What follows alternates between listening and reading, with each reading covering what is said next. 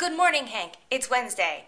Actually, it is Wednesday. I was going to say it's actually Tuesday, and I'm recording this on Tuesday night because I'm about to take a plane to London, and I'm packing, and I'm like sort of up in the middle of the night. I'm going to say it was actually Tuesday night, but actually it is Wednesday now, and it's like 2:30 in the morning, and I am recording my video because I am not going to get punished.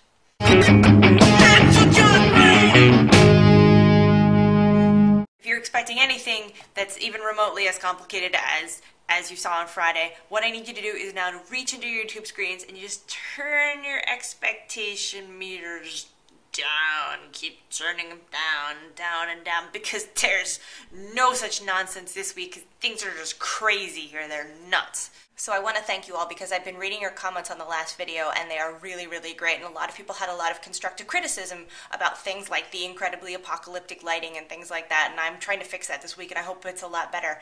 But I did notice in reading through the comments that 80% of the comments contained one thing in common that I realized is the thing that YouTube has in common with little baby Henry Green, namely that you are both very, very interested in boobs. The most common comment was, "Oh my god, I didn't know John Green had boobs. Did you know John Green had boobs? Oh my god, John Green has boobs. When did John Green get boobs?" You guys, the man just had a baby. Come on.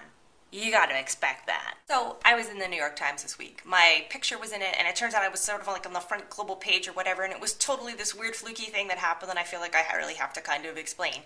You see, earlier, sort of like at the end of last year, I convinced my publisher that it would be a really, really awesome idea to give away free ebooks of my book Sweet Scarlet for like a couple weeks, whatever we could possibly manage, because I think that there's a huge benefit to giving away free books and materials whenever possible. Because like John, I think the coming revolution of ebooks and all these other ways that books can be delivered and distributed to people is going to radically change the way that we read, and we have to embrace it. Because if all the rumors are true, then today Apple will be announcing the Apple tablet.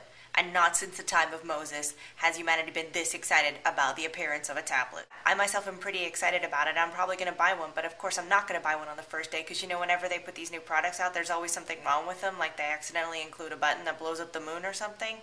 And also, free books are kind of good, you know, like those big buildings where they keep them and people can go in and check them out and like read them for no cost. What are they called again? Oh, right, libraries, the building blocks of society. There's all kinds of good stuff going on there. Anyway, I had all these really, really good ideas, but then something went terribly, terribly wrong in the middle of the interview. And do you want to know why? Because in the middle of the interview I got distracted because I looked over and I noticed my Rob Pattinson annual from 2010. Never make a Rob Pattinson joke to the New York Times, because no matter what else you say, they will only quote you on the Rob Pattinson joke, no matter what it is you were talking about. I'd been warned about this. People told me that whenever you do an interview, no matter what it is you say, you can say like purely brilliant things for an hour. They will only quote you on the stupidest thing you say, and this turns out to be 100% true.